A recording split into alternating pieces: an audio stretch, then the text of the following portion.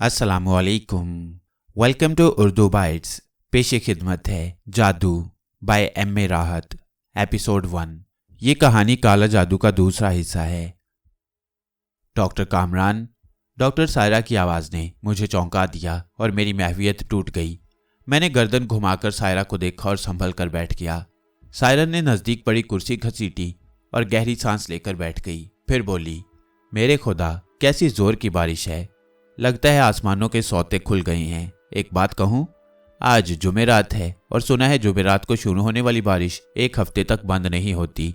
इसे जुमेरात की झड़ी कहते हैं। असल में बुजुर्गों के पास बहुत वक्त होता था। वो हर बात पर तवज्जो देते और उसका तज्जिया करते, और इस तरह ये रवायात ज़हूर में आईं। वैसे क्या आप बुजुर्गों की इन बातों पर यकीन करते हैं? मुझे हंसी आ गई। सायरा बेहतरीन डॉक्टर थी, लेकिन उसके साथ ही इंसान, ऊपर से खातून। बातूनी इतनी थी कि जान बचाना मुश्किल हो जाए। मैं कुछ कह भी नहीं पाया था कि वो फिर बोल पड़ी। असूली तौर पर कम अज़ कम मैं बुजुर्गों की बातों पर पूरा भरोसा और यकीन रखती हूँ। अब देखें ना, इंसान सदियों से जी रहा है और माजी का इंसान हमसे ज़्यादा बेहतरीन ज़िंदगी गुजार गया है। अब मेडिकल साइंस को ले लें, हिकमत को ले लें या घरेलू चुटकुलों को, कैसे तीरे बाहदफ होते थे मुख्तलिफ अमराज के लिए। उसी वक्त बादल बहुत जोर से गरजे और डॉक्टर सायरा एकदम खामोश हो गई। मैं जानता था कि वो गरज चमक से बहुत खौफजदा होती है। कुछ लम्हे खामोश रहकर उसने कहा, खुदा की पनाह, कितनी जोर की कड़क हुई है। एक बार हम मानसेहरा गए थे। दिन का वक्त था, छमाछम बारिश हो रही थी, बादल गरज रहे थे, फिर बिजली गिरी। मौसूफा इतना ही कह पाई थी कि नियाज खान बर्तन उठाए आता नजर आया और उन्हें खामोश होना पड़ा। अस्पताल की कैंटीन के मुलाजिम ने कॉफ़ी के बर्तन सामने रखे और बोला, और कुछ लाऊं क्या? नहीं नियाज भाई, शुक्रिया। फिर वो नियाज के जाने का इंतज़ार किए बगैर बोली, मैंने देखा खूब बारिश हो रही है और आप कॉरिडोर में बैठे एंजॉय कर रही हैं। ऐसे मौसम में कॉफ़ी आबे हयात महसूस होती है। मैंने सामने से गुजरते हुए नियाज भाई से अपने और आपके लिए कॉफ़ी के लिए कह दिया। वाकई आपने? मैंने इतना ही कहा था कि सायरा फिर बोल पड़ी, आबे हयात की रवायत पर आप यकीन रखते हैं? इस हद तक ज़रूर कि इस सर्द मौसम में कॉफ़ी की केतली से उठती गर्म और सौंधी खुशबू आबे हयात का दूसरा रूप महसूस होती है। मैंने ये कहकर बर्तनों की तरफ हाथ बढ़ाया तो सायरा ने जल्दी से ट्रे अपनी तरफ सरका ली। ये भी बुजुर्गों की रवायत है कि इस तरह के काम ख़वातीन ही को करने चाहिए। कॉफ़ी मैं बनाती हूँ। उसने कॉफ़ी के 2 कप बनाए और एक मेरे सामने रख दिया। आपने जावेद इंसारी की डिस्चार्ज शीट बना दी? मैंने पूछा। वो ही करके आई हूँ, वो लोग सुबह को आएंगे। गुड, अजीब केस है। मैंने कॉफ़ी का लंबा घूंट लिया और सिसक कर रह गया, क्योंकि कॉफ़ी बेहद गर्म थी। ऐसा वैसा आपने पहले कभी डॉक्टर रिजवान को इस तरह किसी केस में हाथ खड़े करते हुए देखा है? खुशबख्ती से डॉक्टर सायरा ने भी बेख्याली में मेरी तरह कॉफ़ी का लंबा घूंट भर लिया। इस तरह वो कुछ देर के लिए खामोश हो गई। मैंने उसकी आंखों में आंसुओं की झिलमिलाहट देख ली। बड़ा अजीब केस है, कुछ समझ में नहीं आता, मैंने कहा। सायरा के साथ वाकई बुरा हो गया था। बेचारी अब भी जवाब देने से कासी रही। गर्म कॉफ़ी ने उसका हलक भी जला दिया। जावेद इंसारी का केस वाकई अजीब और नाकाबिल फ़हम था। ये शख्स काफ़ी दौलतमंद था, जंगलों की कटाई के ठेके लेता, शहर के एक शानदार इलाके में रिहाइश थी, 2 बेटों का बाप था, 1 माह से बीमार था। बेहद लागिर हालत में अस्पताल लाया गया। रंग हल्दी की तरह जर्द, आंखों के गिर्द हल्के, सेहत बहुत ख़राब हो गई थी। जबकि उसके बड़े बेटे ने उसकी तस्वीर दिखाकर कहा था, 1 माह पहले ये इतनी शानदार सेहत के मालिक थे। डॉक्टर रिजवान, ये कैफियत सिर्फ 1 माह में हुई है। बेहोश कब से हैं? पूरे 1 माह से। चौखंडी में काम करवा रहे थे। एक दिन वापस आए तो बुखार में फूंक रहे थे। चाय पीकर लेट गए, फिर गहरी नींद सो गए। वक्त पर नहीं जागे तो वालदा ने जगाने के लिए पेशानी छुई और बेहद तेज़ बुखार देखकर घबरा गईं। डॉक्टर एहतशाम हमारे फैमिली डॉक्टर हैं। उन्हें इतला दी गई। उन्होंने इसे थकन करार दिया। अलबत्ता उन्होंने तशखीस की कि इस वक्त वो सो नहीं रहे बल्कि बेहोश हैं। कुछ इंजेक्शन और दवाएं तजवीज़ की गईं, लेकिन होश नहीं आया। हर तरह कोशिश कर ली गई। तब डॉक्टर एहतशाम ने आपसे बात की और हम इन्हें यहाँ ले आए। डॉक्टर रिजवान ने उन्हें तसल्ली दी थी और फिर उन्होंने जावेद इंसारी का जायज़ा लेना शुरू कर दिया। मैं उनका खुसूसी असिस्टेंट था और वो मुझ पर बहुत एतमाद करते थे। मरीज़ के बहुत से टेस्ट हुए। उनके जिस्म के खून का रंग बदल गया था। उसमें पीलाहट पैदा हो गई थी। सुर्ख और सफ़ेद सेल गुडमुड होकर पीले हो गए थे। हर तरह के हेपेटाइटिस के टेस्ट भी किए गए, लेकिन उसके जरासीम भी नहीं मिले। ये जरासीम अपनी नौइयत के मुख्तलिफ ही थे, जिंदा और मुतहर्रिक। डॉक्टर रिजवान ने मुख्तलिफ लेबॉर्ट्री से राब्ते किए और कई काबिल डॉक्टरों से मीटिंग्स की, लेकिन कोई फैसला न हो सका। खुद डॉक्टर रिजवान की दिलचस्पी भी इस अनोखे केस में बढ़ गई थी। उन्होंने जावेद इंसारी के खून के नमूने लंदन भिजवाए और रिपोर्ट हासिल की, लेकिन बेसूद। वहां से भी कोई तसल्ली बख्श रिपोर्ट मौसूल नहीं हुई। इधर मरीज का वजन रोज बरोज गिरता जा रहा था और उसकी जिंदगी को खतरा बढ़ता जा रहा था। चुनाचे इससे ज्यादा खतरा मोल नहीं लिया जा सकता था। उन्होंने जावेद इंसारी के बेटों से कहा, मुझे अफसोस है कि तमाम तर कोशिशों के बावजूद हम मर्ज की तशखीस नहीं कर सके। आप साहिब हैसियत हैं, मुनासिब समझें तो इन्हें मुल्क से बाहर ले जाएं। मैं इस सिलसिले में हर तरह की मदद के लिए हाजिर हूँ। जावेद इंसारी के बेटे तैयार हो गए। डॉक्टर रिजवान ने मुझसे इस मरीज के बारे में खासी बातें की। हम दोनों ने बारहा उसका हर तरह जायजा लिया। ना जाने क्यों मुझे हर बार एक अजीब एहसास हुआ। जावेद इंसारी के बाएं शाने पर तकरीबन 1.5 इंच की गोलाई में एक गदूद उभरा हुआ था, एक अनोखा गदूद जिसे इससे पहले कभी नहीं देखा गया। उसका रंग हल्का भूरा था और शक्ल अजीब, दरमियान से मोटा और आसपास शाखें जैसी। कैंसर हो सकता है सर? मैंने सवाल किया। दावे से कहता हूँ नहीं, मैं तज्जिया कर चुका हूँ, डॉक्टर रिजवान ने जवाब दिया। बस यही एक अनोखी बात है, वरना इनका पूरा बदन कंघा लिया गया है, कुछ पता नहीं चलता। हाँ, मगर इस निशान से इंसारी के मर्ज का कोई ताल्लुक नहीं है, डॉक्टर रिजवान ने हतमी लहजे में कहा।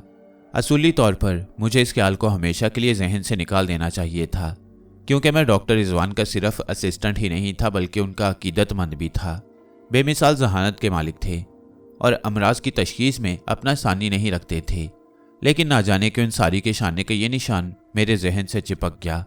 कई बार दिल चाहा कि उनसे कहूं कि सर इस गदूद को ऑपरेट करें, लेकिन यह उनकी तौहीन के मुतरादिफ था, इसलिए खामोश रहा। किस सोच में डूब गए डॉक्टर कामरान? सायरा की आवाज़ ने मुझे चौंका दिया। इंसारी के बारे में सोच रहा हूँ। हाँ, कुदरत अपने राज खुद ही जानती है, हम इंसान। सायरा की जुबान चल पड़ी और वो ना जाने क्या क्या बोलती रही। शुक्र है कि नियाज खान बर्तन लेने आ गया। साथ ही उसने सायरा को डॉक्टर फरखंदा की तलबी का पैगाम भी दिया।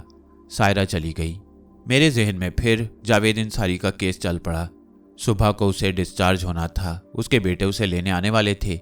एक बार फिर मेरा जहन भटकने लगा। काश डॉक्टर रिजवान मेरी बात मान ले। अगर इस गदूद का ऑपरेशन तजुर्बाती तौर पर कर ही लिया जाता तो क्या हर्ज था? आखिर वो क्या था? फिर एक और ख्याल मेरे जहन में आया। जावेद इंसारी के बैरून मुल्क जाने से पहले अगर किसी तौर इस गदूद का ऑपरेशन कर सकूं तो? ये चौंका देने वाला ख्याल था। ऐसा कैसे मुमकिन था? मैं अभी डॉक्टर की हैसियत से कुछ भी नहीं था। डॉक्टर रिजवान पहले ही तैयार नहीं थे, उन्हें कैसे तैयार किया जा सकता था? अपने तौर पर मैं क्या कर सकता था? बहुत गौर किया, लेकिन कोई बात समझ में नहीं आई। दूसरे दिन सुबह ड्यूटी खत्म करके घर वापसी के लिए अस्पताल की पार्किंग में आया। उसी वक्त एक कार आकर रुकी और उससे 3 अफराद नीचे उतरे, 2 मर्द और एक लड़की। मैं उन नौजवानों को पहचानता था। ये जावेद इंसारी के दोनों बेटे थे, तीसरी उनकी बेटी थी। उन्होंने मुझे देखकर आवाज़ दी, डॉक्टर कामरान, डॉक्टर कामरान। मैं चंद कदम आगे बढ़कर उनके करीब पहुंच गया। नौजवानों ने मुझसे हाथ मिलाया, लड़की ने सलाम किया। एक नौजवान बोला, डॉक्टर कामरान, हम डैडी को ले जाने आए हैं। क्या उनकी डिस्चार्ज शीट बन गई है? जी। इस वक्त डॉक्टर इलियास ड्यूटी पर हैं, आप उनसे मिल लीजिए। वैसे आपने उन्हें बैरून मुल्क भेजने का प्रोग्राम तय कर लिया है, इतनी जल्दी कहाँ? और फिर इसमें कुछ कबाहतें हैं। फिर कुछ सोचकर बोला, डॉक्टर कामरान, क्या आप हमारी कुछ मदद कर सकते हैं? ज़रूर, फरमाइए, मैंने कहा। दरअसल हमारा ख़ानदान कुछ दकियानूसी है। दादी अम्मा डैडी को मुल्क से बाहर भेजने के लिए तैयार नहीं। उनका ख्याल है कि झाड़ फूंक से डैडी ठीक हो सकती हैं। बड़ी परेशानी है। आप अगर मुनासिब समझें तो हमारे घर आकर दादी अम्मा से बात कर लें, हो सकता है वो आपकी बात मान लें। दफातन मेरे जहन में ख्याल क्लिक हुआ, अगर इनसे दरख्वास्त करूं कि मुझे वो लोग घर में थोड़ी सी सर्जरी की इजाज़त दे दें तो मैं कोशिश करूं। वैसे उनकी फरमाइश बड़ी मासूमाना थी, मैं सिर्फ एक डॉक्टर था। उनकी दादी अम्मा मेरी बात क्यों मानेंगी? लेकिन जो ख्याल मेरे दिल में था उसने इस कदर शिद्दत इख्तियार की कि मैं उनके घर जाने पर राजी हो गया। मैंने कहा, मैं दादी अम्मा के पास ज़रूर हाजिरी दूंगा। आप इंसारी साहिब को घर ले जाएं और मुझे वक्त बता दें कब आऊँ। आप ही कोई वक्त मुंतखब कर लें। शाहिद इंसारी ने कहा, जो जावेद इंसारी का बड़ा बेटा था। शाम की चाय आप हमारे साथ पिएं डॉक्टर कामरान, लड़की ने कहा। वक्त होगा आपके पास? दूसरा बेटा बोला। मैं 5 बजे हाजिर हो जाऊंगा। बेहद शुक्रिया। आपका क्याम कहाँ है डॉक्टर साहब? जमशेद रोड रहता हूँ। हमारा पता आपके पास दर्ज है। हम मोहम्मद अली सोसाइटी में रिहाइश पजीर हैं। अगर हुक्म दें तो मैं आपको घर से पिक कर लूँ। मैं 5 बजे पहुँच जाऊँगा। वो लोग थोड़ी सी रस्मी बातें करके अंदर चले गए और मैं गाड़ी का दरवाज़ा खोलकर अंदर बैठ गया। रास्ते में उन लोगों के बारे में सोचता रहा। बस एक बिला वजह का ख्याल था, वरना मैं डॉक्टर रिजवान से ज़्यादा तजुर्बेकार नहीं था। वो इस उठान को गदूद करार दे चुके थे, बल्कि ये ख्याल भी था मेरे जहन में कि मेरी ये कोशिश कहीं डॉक्टर रिजवान को नागवार न गुजरे। मेरा घर बहुत प्यारा था। हम 4 बहन भाई थे, 3 भाई और 1 बहन। दोनों बड़े भाइयों की शादी हो गई थी। मोहब्बत करने वाली भाभियाँ, उनके बच्चे। बहन की अभी शादी नहीं हुई थी, वालदा थीं और मैं सबका लाडला था। बड़े दोनों भाइयों ने तारिक रोड पर गारमेंट्स की दुकान खोली हुई थी। मुझे डॉक्टर बनाया गया था और मैं अस्पताल में हाउस जॉब मुकम्मल करने के बाद डॉक्टर रिजवान को असिस्ट कर रहा था। वालिद साहब, जिनका नाम मसूद अहमद था, 3 साल कबल इंतकाल कर गए थे। हमारा खासा बड़ा कुंबा था जो आसपास आबाद था। वालिद 1947 में हिजरत करके आए थे और इन तमाम रवायतों से मुरस्सा थे जो हिजरत की खूंजका से ताल्लुक़ रखती हैं। हम बहन भाई पाकिस्तान में ही पैदा हुए। हमारे चचा महमूद अहमद अब भी मुल्क से बाहर थे। जमशेद रोड का ये बंगला चचा महमूद ही की मलकियत था, लेकिन बाद में वालिद साहब ने बराबर का एक और बंगला खरीद कर दोनों को एक कर लिया। वहीं पर फूफी शमसा अपने बच्चों और शौहर फैज़ान अली के साथ रहती थीं। गुरु मंदिर पर दादा रियाज अहमद अपने छोटे से ख़ानदान के साथ आबाद थे। अब हमारे दादा दादी का इंतकाल हो चुका था। ये थी मेरे घर की कुल कायनात। हिंदुस्तान के शहर सहारनपुर से ताल्लुक़ था। वालिद साहब दरवेश मनुष्य थे। उनकी ज़िंदगी से अजीबोगरीब वाक़यात वाबस्ता थे, जिन्हें वो दोहराना पसंद नहीं करते थे। हाँ, अक्सर रातों को मैंने उन्हें इबादत करते हुए देखा था। गर्ज ये कि घर आने के बाद मेरे दूसरे मामूलात शुरू हो गए। 4 बजे मैंने तैयारी शुरू की और आलाते जर्राही लेकर घर से निकल आया। वो शरीफ लोग मेरा इंतज़ार कर रहे थे। मुझे बड़े तपाक से खुशामदीद कहा गया। कैसी तबीयत है इंसारी साहब की? कोई तब्दीली नहीं है। बड़े बेटे ने मायूसी से कहा। दादी अम्मा कहाँ हैं? डैडी के कमरे में हैं। जब से आए हैं उन्हीं के सराहने बैठी आंसू बहा रही हैं। शाजिया ने अफसरदगी से बताया। मैं उनके पास जा सकता हूँ, पहले चाय पी लें। हम ड्राइंग रूम में पहुँच गए, जहाँ चाय के साथ बहुत से लवाजमात थे। इससे फारिग होकर हम इंसारी साहब के बेडरूम में दाखिल हो गए। बड़ा पुरसुकून माहौल था। काफ़ी साहिब सरवत लोग थे। घर से अंदाज़ा हो रहा था। एक पुरवकार उम्र रसीदा खातून कुर्सी पर बैठी तस्बीह पढ़ रही थीं। मेरे सलाम का जवाब उन्होंने सर के इशारे से दिया। मेरे लिए दूसरी कुर्सी खिसका दी गई। दादी अम्मा ने तस्बीह पूरी करके कहा, वालेकुमुस्सलाम बेटे, इन लोगों ने मुझे तुम्हारी आमद के बारे में बता दिया था। जी दादी अम्मा, मेरा नाम कामरान मसूद है। बिल्कुल नौजवान हो, माबूदे दो जहां तुम्हारी माँ का कलेजा ठंडा रखे। बेटा, ये लोग तो कह रहे हैं कि जावेद को लंदन भेजना पड़ेगा। बेटे, मेरा दिल नहीं मान रहा। वो थोड़े दिन पहले बिल्कुल ठीक था। मैं उसे खुद से कैसे जुदा कर दूं? मेरा दिल कहता है वो ठीक हो जाएगा। इंशाअल्लाह वो ज़रूर ठीक हो जाएगा। यकीनन दादी जान, मैंने दिलासा दिया। मैं दिल की बात कहना चाहता था, लेकिन समझ में नहीं आ रहा था कैसे कहूँ। आपकी क्या राय है डॉक्टर कामरान? शाहिद ने बात का आगाज़ किया। मैं कुछ अर्ज़ करना चाहता हूँ, मैंने झिझकते हुए कहा। जी फरमाइए। क्या आप सब इन्हें कुछ देर के लिए तन्हा छोड़ सकते हैं? मेरी इस बात को सबने हैरत से सुना। मैं जानता हूँ मेरी इस बात से आप सबको हैरत हुई है, लेकिन ये मेरी दरख्वास्त है, मैंने दोबारा कहा, और सब एक दूसरे की सूरत देखने लगे। उसी वक्त दादी अम्मा कुर्सी से उठ गईं और बोलीं, सब बाहर आ जाओ। हैरान सब थे, लेकिन सबको दादी अम्मा के पीछे जाना पड़ा। शाहिद साहब आप रुकें, मैंने कहा, और शाहिद के चेहरे पर किसी कदर हैरत के नकूश नुमाया हो गए। ताहम वो रुक गया। बात यह है शाहिद साहब के मेरे दिल में एक ख्याल है, जिसे एक अजीब ख्याल कहा जा सकता है, लेकिन कुछ बातें कमज़ोरी बन जाती हैं। ये ख्याल भी मेरी कमज़ोरी है। मैं आपसे एक इजाज़त चाहता हूँ। कैसी इजाज़त? शाहिद बोला। मैं जावेद साहब की बहुत मामूली सर्जरी करना चाहता हूँ। सर्जरी? शाहिद मज़ीद हैरत से बोला। जी। कहाँ की और क्यों? उसने कहा। बस एक हल्का सा तस्वुर है मेरे दिल में और कुछ नहीं बता सकता। शाहिद सोच में डूब गया, फिर उलझे हुए लहजे में बोला, इससे डैडी को कोई नुकसान पहुंचने का खदशा तो नहीं? इंशाल्लाह नहीं। आप देख लीजिए डॉक्टर साहब। वो गहरी गहरी सांसें लेने लगा। क्या कहते हैं आप? मैंने पूछा। ठीक है, क्या अभी करेंगे? हाँ, मैंने कहा ना, बहुत मामूली सर्जरी होगी। ये मैं अपना बैग इसीलिए साथ लाया हूँ। ठीक है, बिस्मिल्लाह कीजिए। आपको बाहर जाना होगा, मैंने कहा और शायद अजीब सी नज़रों से मुझे देखने लगा। फिर आखिरी फैसला करके बोला, ओके। वो बाहर निकल गया तो मैंने आगे बढ़कर दरवाज़ा अंदर से बंद कर दिया।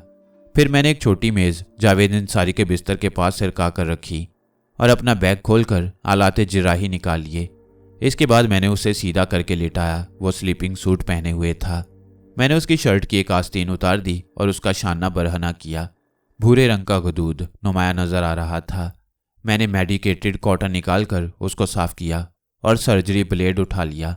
फिर मैंने बिस्मिल्लाह पढ़कर उस उभरे हुए गोश्त को दबाया और एकदम उछल पड़ा। गोश्त के नीचे काफ़ी जानदार कुलबुलाहट हुई थी।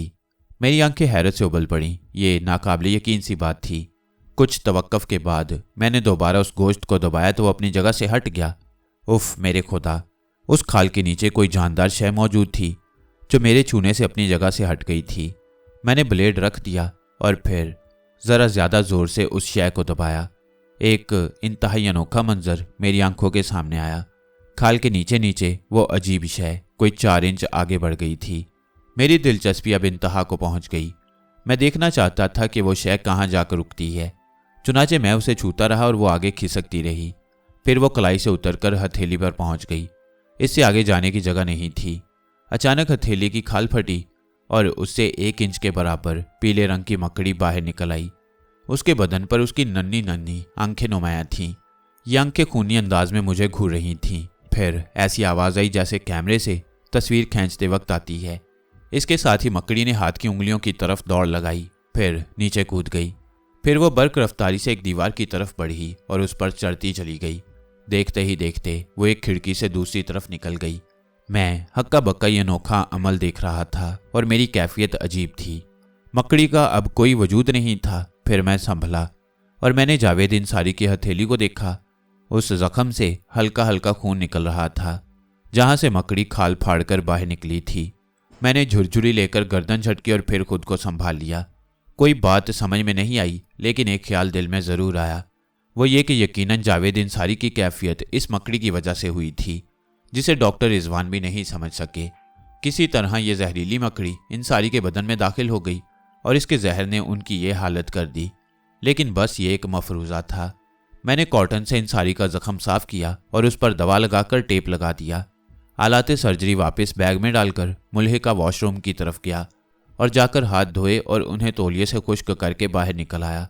फिर जावेद अंसारी को संभाल कर लेटाया और कमरे के दरवाजे के पास जाकर उसे खोल दिया।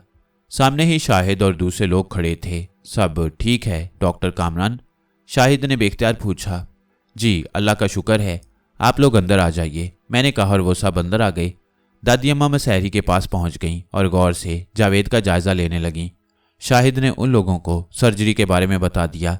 वो मरीज के पास बैठ गईं, फिर बोली, आप सर्जरी के बारे में कह रहे थे, कुछ किया है आपने? हाँ बस एक मामूली सी सर्जरी। मैंने जावेद अंसारी की हथेली की तरफ इशारा किया। कुछ ना कुछ तो कहना ही था। वो लोग चौंक कर हथेली को देखने लगे। जाहिर है उन्हें अजीब लगा होगा, लेकिन किसी ने कोई तबसरा नहीं किया। कुछ लम्हों के बाद नासिर ने कहा, हम दादी अम्मा को समझा रहे थे कि डैडी को बैरून मुल्क भेजना ज़रूरी है। ये दौर हकीमों या झाड़ फूंक करने वालों का नहीं है। आपको इसलिए जहमत दी है कि आप हमारे ख्याल की तस्दीक करके इन्हें समझाएं। बात ठीक है दादी अम्मा, अल्लाह ताला के फजल से आप लोग साहिब हैसियत हैं, बैरून मुल्क जाकर इलाज मुआलजा करा सकती हैं, इसमें कोई हर्ज नहीं है। वैसे आप अंसारी साहब के सिलसिले में क्या चाहती हैं? मेरे पाकिस्तान में बहुत से अल्लाह के प्यारों के मज़ारात हैं। हज़रत दाता गंज बख्श रहमतुल्लाह अलैह, हज़रत फरीद गंज शक्कर रहमतुल्लाह अलैह, किस किस के नाम लूँ? मुल्तान तो बुज़ुर्गों से भरा हुआ है। पूरे पाकिस्तान में वली अल्लाह मौजूद हैं। उनसे अपने बच्चे की ज़िंदगी के लिए अल्लाह से दुआ कराऊंगी। ये मुँह गोरे क्या औकात रखते हैं? दादी अम्मा रोने लगीं। मेरे ख्याल में आप दादी अम्मा की बात मान लें, कुछ वक्त इंतज़ार कर लें, फिर जो अल्लाह का हुक्म हो। मैंने गोलमोल अंदाज इख्तियार किया। उसी वक्त शाजिया बोल उठी, डॉक्टर साहब आपने ये सर्जरी कैसी की है? इसका क्या मकसद था? मैं इस सवाल पर घबरा गया। ताहम जवाब देना ज़रूरी था। मैं बोला, बस एक ख्याल दिल में था मिस शाजिया, जिसके लिए ये अमल किया है। इंशाल्लाह मेरे इस इक़दाम से इंसारी साहिब को कोई नुकसान नहीं होगा। मुमकिन है बुजुर्गाने दीन मेरी भी लाज रख लें। सब खामोश हो गए। मैंने जल्दी से इजाज़त ली और फिर बाहर निकल आया। शाहिद, नासिर और शाजिया मुझे छोड़ने आए थे। वापस आते हुए मेरी जहनी कैफियत अजीब हो रही थी। क्या था ये सब? मैंने कई बार डॉक्टर रिजवान से इस गदूद के बारे में बात की थी और उन्होंने इसका सरसरी तज्जिया भी किया, लेकिन उन्होंने अपने तजुर्बे के मुताबिक इसे मामूली गदूद करार दिया। लेकिन वो गदूद, मेरे खुदा, कैसी घिनौनी शक्ल की मकड़ी थी और उसका अंदाज। इंसानी खाल जो बड़ी मजबूती से गोश्त से चिपकी होती है, लेकिन मकड़ी उसमें दौड़ रही थी। फिर उसने कैसी खूनी आंखों से मुझे देखा था। कैसी मकड़ी थी वो, और जावेद इंसारी के जिस्म में किस तरह दाखिल हुई थी। जावेद इंसारी की रिपोर्टों से कुछ पता नहीं चला कि उसके खून के इन्फेक्शन का क्या राज था। इस तरह की बातें घर में डिस्कस नहीं की जाती, चुनाचे मैंने इन्हें दिल में रखा। फिर वक्त मुकर्ररा पर हस्पताल चल पड़ा, जहां मेरी इन दिनों रात की ड्यूटी चल रही थी। मामूलात शुरू हो गए और आर्जी तौर पर मैंने इन अजीब वाक़यात को जहन से झटक दिया। डॉक्टर सायरा भी ड्यूटी पर थी। उसने बताया कि डॉक्टर रिजवान को किसी इमरजेंसी की वजह से इस्लामाबाद जाना पड़ा है। शायद उन्हें एक हफ्ता वहां लग जाए। उनका चार्ज किसने लिया है? डॉक्टर प्रोफेसर महमूद शाह ने। मेरे लिए तो कोई मैसेज नहीं है। नहीं, ओके, मैं भी 1-2 दिन की छुट्टी करना चाहता हूँ। डॉक्टर महमूद शाह को बता दूंगा। खैरियत? आपकी छुट्टी तो एक अजीब सी बात है, क्योंकि मेरे ख्याल में आप और छुट्टी 2 अलग अलग चीज़ें हैं। बाय द वे, खैरियत तो है, बस कुछ तबीयत मुजमहिल है। मुझे ये खौफ हुआ कि अब डॉक्टर सायरा की ज़ुबान का चरखा चल पड़ेगा, लेकिन उसी वक्त इमरजेंसी से सायरा की कॉल आ गई और मैंने खुदा का शुक्र अदा किया। रात को 3 बजे इस्तकबालिया से मुझे किसी कॉल की इतला मेरे मोबाइल पर मिली। रिसेप्शनिस्ट लड़की ने कहा, डॉक्टर कामरान, एक साहब जिन्होंने अपना नाम शाहिद इंसारी बताया है, आपका सेल नंबर मांग रहे हैं। मैंने कहा वो अपनी ज़रूरत बता दें, तो उन्होंने कहा कि वो आपसे बहुत ज़रूरी बात करना चाहते हैं। ओह, उन्हें नंबर दे दें। मैंने कहा और किसी कदर परेशान हो गया। खुदा खैर करे, क्या बात हो गई कि इस वक्त शाहिद ने मुझे फ़ोन किया। कुछ देर के बाद मेरे फ़ोन पर कॉल आ गई। जी शाहिद साहब। डॉक्टर कामरान? जी मैं बोल रहा हूँ। माफ़ी चाहता हूँ डॉक्टर कामरान, मैं सब्र नहीं कर सका, मुझसे गलती हो गई, मैंने आपका नंबर नहीं लिया। अस्पताल फ़ोन करके मैंने पूछा आप किस वक्त ड्यूटी पर आएंगे, तो रिसेप्शन से पता चला कि आप अस्पताल में मौजूद हैं। बदहवासी में ये याद नहीं रहा कि परसों सुबह आपसे उस वक्त मुलाकात हुई थी जब आप ड्यूटी ऑफ करके जा रहे थे। कोई बात नहीं शाहिद साहब, आप खैरियत बताइए। मैंने कहा, आपने मसीहाई की है डॉक्टर कामरान, हमारे पूरे घर की गर्दन आपके एहसान से झुक गई है। समझ में नहीं आता किस मुंह से आपका शुक्रिया अदा करूं। डैडी को होश आ गया है, बहुत बेहतर हालत में है, अपने मुंह से चाय मांगी है। हमारी खुशियों का ठिकाना नहीं है। कुछ लम्हे तो मेरे मुंह से आवाज़ ही नहीं निकल सकी। दूसरी तरफ से शाहिद की आवाज़ दोबारा सुनाई दी तो मैंने संभल कर कहा, मैं भी आपके साथ खुशी में डूब गया हूँ। मेरी तरफ से तमाम लोगों को मुबारकबाद दे दें। ऐसे नहीं डॉक्टर कामरान, बस अब आप हमारे लिए सिर्फ डॉक्टर नहीं रहे, हमारे सबसे बड़े मोहसिन बन गए हैं। दादी अम्मा तो आपको दुआएं देते नहीं थक रही। तो जनाब ये फरमाइए कब आएंगे? एक फरमाइश करूं? जी फरमाइए।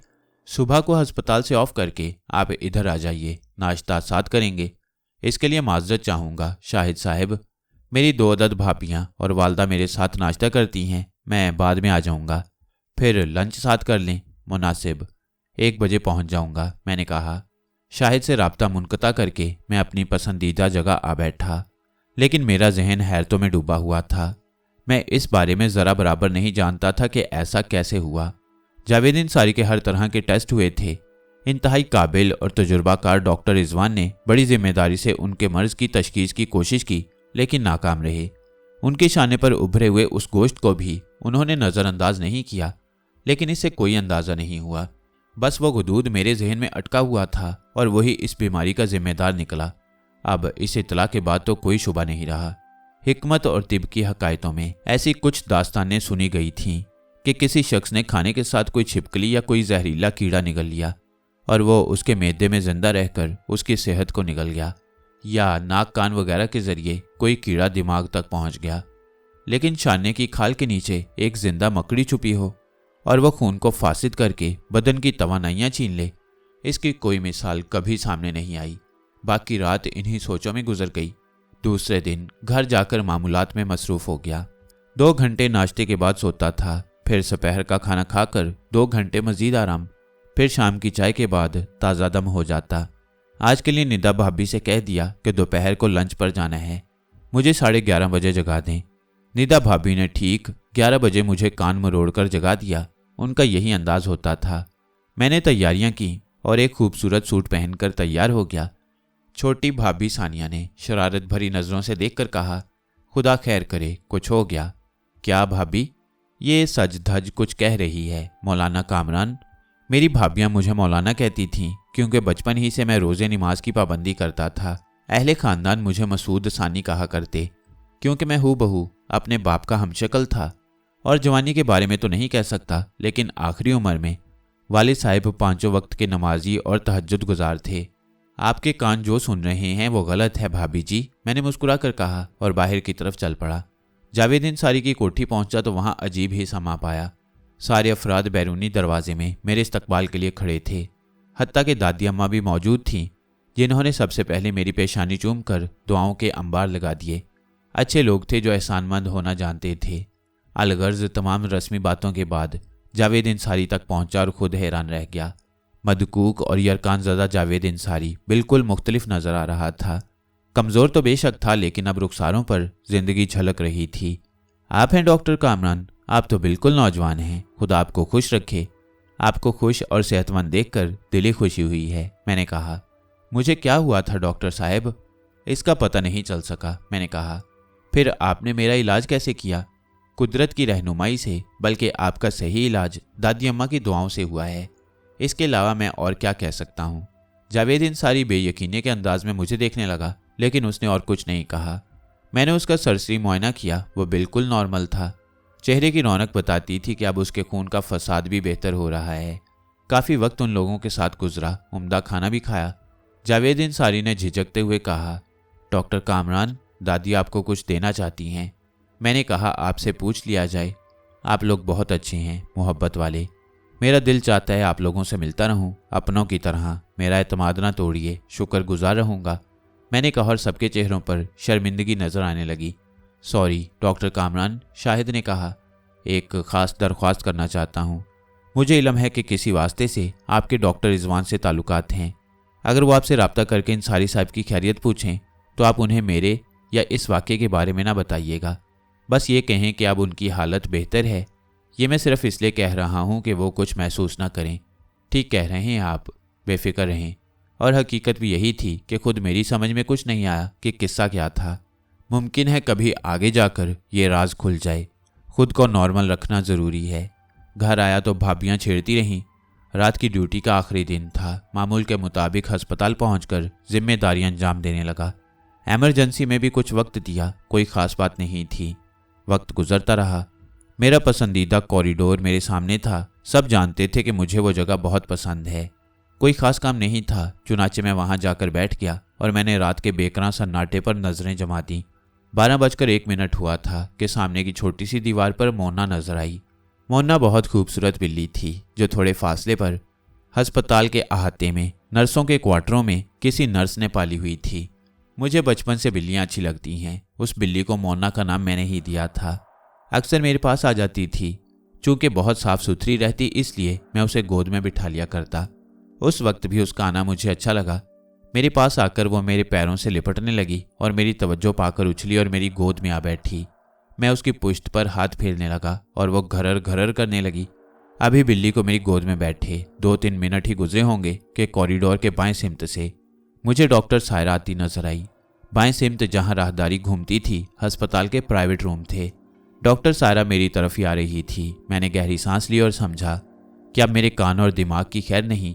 सायरा की तवील कहानियां शुरू हो जाएंगी जिनमें किसी दूसरे किरदार की एंट्री की कोई गुंजाइश नहीं होती। वो करीब आ गई। मुझे कुछ अजीब सा लगा। डॉक्टर सायरा उन लोगों में थी जो हमेशा खुश रहते हैं। उसकी आंखों और होंठों पर हमेशा मुस्कुराहट रहती, लेकिन उस वक्त ना उसकी आंखें ना होंठों पर मुस्कुराहट थी, बल्कि उसकी कैफियत खुशमगीन थी। अचानक ही मैंने अपनी गोद में बैठी बिल्ली के अंदाज में कुछ इस तरह महसूस किया। वह बेचैन हो रही थी और उसका बदन फूलता जा रहा था। जिस तरह बिल्लियां किसी दूसरी बिल्ली को देखकर गुस्से या खौफ से फूल जाती हैं। मुझे हैरत हुई और मैंने बिल्ली की पुश्त सहलाते हुए कहा, क्या हुआ मोना? इस दौरान सायरा और करीब आ गई, लेकिन उसी वक्त बिल्ली भयानक आवाज में चीखी और उसने पूरी कुव्वत से मेरी गोद से छलांग लगा दी। उसने इस बदहवासी से छलांग लगाई थी कि खुद को संभाल ना सकी और खासी आवाज से सामने की दीवार से टकराई। उसके हलक से दिल खराश चीख निकली और वह जमीन पर तड़पने लगी। मैं अपनी जगह से उठकर बिल्ली की तरफ लपका। मेरे देखते देखते बिल्ली 2-3 बार तड़पी और फिर उसकी आंखें फट गईं और जुबान बाहर निकल आई। Oh my God! मैं बिल्ली के पास बैठ गया और उसे टटोलने लगा। एक निगाह देखते ही पता चल गया कि बिल्ली मर चुकी है। उसकी मौत का मुझे शदीद अफसोस हुआ। पता नहीं क्या हुआ। 1 मिनट पहले ये बिल्कुल ठीक थी और मेरे चमकारने पर मेरी गोद में। मैंने जुमला अधूरा छोड़कर डॉक्टर सायरा की तरफ रुख किया। मेरा ख्याल था कि वो भी हैरान होकर मेरे पीछे आ खड़ी हुई होगी, लेकिन वो नहीं आई थी और अब वो कुर्सियों के पास भी नहीं थी, आसपास भी कहीं नहीं थी। ऐसी कोई जगह भी नहीं थी जहां वो इतनी जल्दी चली जाती। मैं शदीद हैरानी के आलम में खड़ा हो गया और चारों तरफ आंखें फाड़कर देखने लगा। अचानक एक हल्की सी आहट हुई और मेरी गर्दन खुद ब खुद घूम गई। तब मैंने मुर्दा बिल्ली को अपनी जगह से उठते हुए देखा। उसने उठते ही पंजे दबाए और इतनी लंबी छलांग लगाई जो किसी आम बिल्ली के लिए मुमकिन नहीं। देखते देखते वो कॉरिडोर की दीवार फलांग कर दूसरी तरफ कूदी और रात की तारीकी में गुम हो गई। मैं पागलों की तरह मुंह खोले आंखें फाड़ कर देखता रहा। उसी वक्त मुझे दूर से खट खट की आवाज़ सुनाई दी और मैंने उन आवाज़ों की तरफ देखा। दूसरे लम्हे मेरे मुंह से निकला, ओह मेरे खुदा! नाकाबिल यकीन मंजर था। वो डॉक्टर सायरा थी जो बिल्कुल मुख्तलिफ सिमत से आ रही थी। यानी कॉरिडोर में जहां मैं बैठा था वहां दाएं सिमत से सायरा आई थी और गुम हो गई थी, लेकिन अब वो बाएं सिमत ड्यूटी काउंटर की तरफ से आ रही थी और उसका रुख मेरी तरफ था। दोनों रास्तों का एक दूसरे से कोई ताल्लुक नहीं था और उनके फासले भी बहुत ज़्यादा थे। मैं अचंभे से उसे आते देखता रहा और जब वो करीब आ गई तो गौर से उसके चेहरे का जायजा लिया। सायरा के चेहरे पर शगुफ्तगी थी, जबकि चंद मिनट कबल वो गैर मामूली तौर पर संजीदा नजर आई थी, जो उसकी फितरत के खिलाफ था। अरे क्या हुआ डॉक्टर कामरान? आप मुझे ऐसे क्यों देख रहे हैं? सॉरी, क्या मैं मखल हुई हूँ? हैं? नहीं, आइए। मैंने फौरन खुद को संभाल लिया। मुझे इल्म है कि कॉरिडोर के इस हिस्से से आपको इश्क है। आप यहीं बैठना पसंद करते हैं। मैं भी यहाँ की आदी हो गई हूँ और एक आदत मैंने अपने आप पर मुसल्लत कर ली है। वो चंद लम्हे रुकी फिर बोली, ज़रा बताइए कौन सी आदत? चले मैं बताई देती हूँ। वो देखिए मेरी आदत वो आ रही है। उसने सामने इशारा किया। कैंटीन का मुलाजिम कॉफ़ी के बर्तन लेकर आ रहा था। सायरा ने अब भी मुझे कुछ कहने का मौका नहीं दिया और बोली, बड़ा लुत्फ़ आता है इस तरह बैठकर कॉफ़ी पीने में। कल से ड्यूटी बदल जाएगी इस तरह। ये आज रात की आखिरी कॉफ़ी है। उसे खामोश होना पड़ा क्योंकि नियाज खान सेंटर टेबल पर कॉफ़ी के बर्तन सजा रहा था। मैं अलबत्ता एहतियात से उसके चेहरे का जायज़ा ले रहा था और मुझे अच्छी तरह अंदाज़ा हो गया कि कुछ लम्हे पेश आने वाले वाक़े से सायरा का कोई ताल्लुक नहीं। फिर वो कौन थी? बिल्ली उसे देखकर खौफजदा क्यों हो गई और मुर्दा बिल्ली जिंदा होकर कैसे भाग गई? कुछ समझ में नहीं आया। डॉक्टर रिजवान वापस आए। उन्होंने एक बार भी जावेद इंसारी के बारे में नहीं पूछा। जाहिर है उन्हें कोई ज़ाती दिलचस्पी नहीं थी। कोई 1 हफ्ते के बाद मुझे फ़ोन मौसूल हुआ। अजनबी नंबर था। ठीक है आप डॉक्टर हैं, लेकिन मेरा ख्याल है इंसानी रिश्ते भी एक मुकाम रखते हैं। कौन साहब? मैंने पूछा। जावेद इंसारी। अस्सलामुअलैकुम सर, कैसे मिजाज हैं? बिल्कुल ठीक हूँ, तुमसे मिलना चाहता हूँ। हुक्म फरमाइए, हाजिर हो जाऊँगा।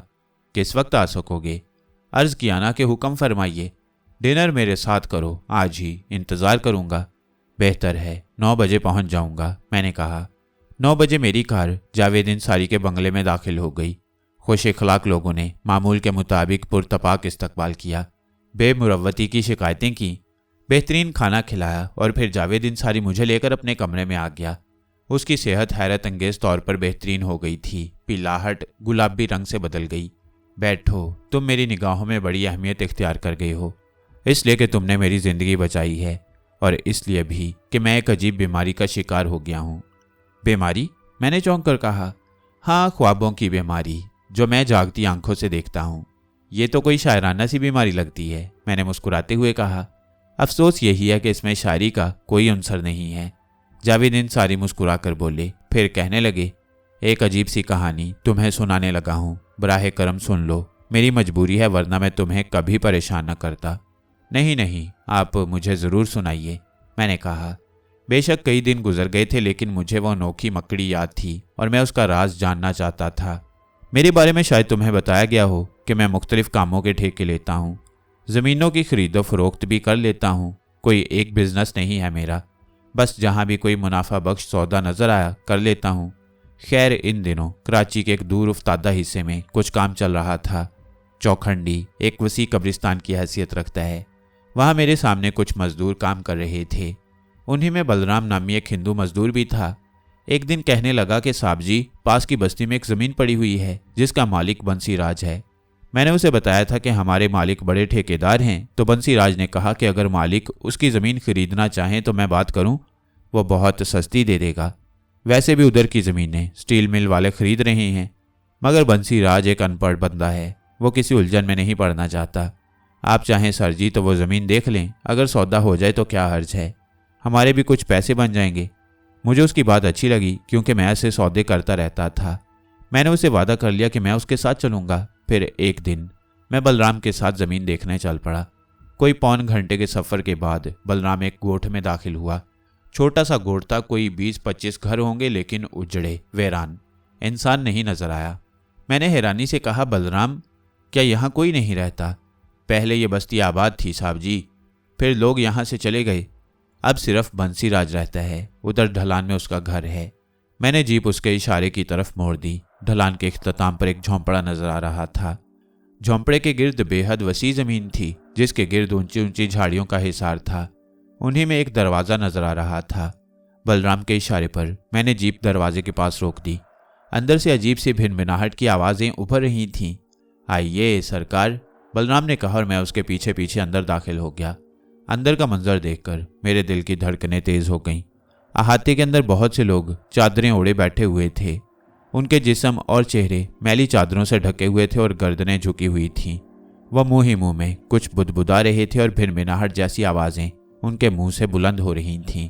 उसी वक्त बलराम जोर से चीखा, आ गए हैं बंसी राज, अंदर आ गए हैं। ये सब क्या है बलराम? मैंने अपनी आवाज़ की लर्जिशों पर काबू पाने की कोशिश करते हुए कहा, पदम कथा हो रही है सरकार, आते हैं बंसी राज। बलराम के लहजे में भी अजीब सी तब्दीली थी।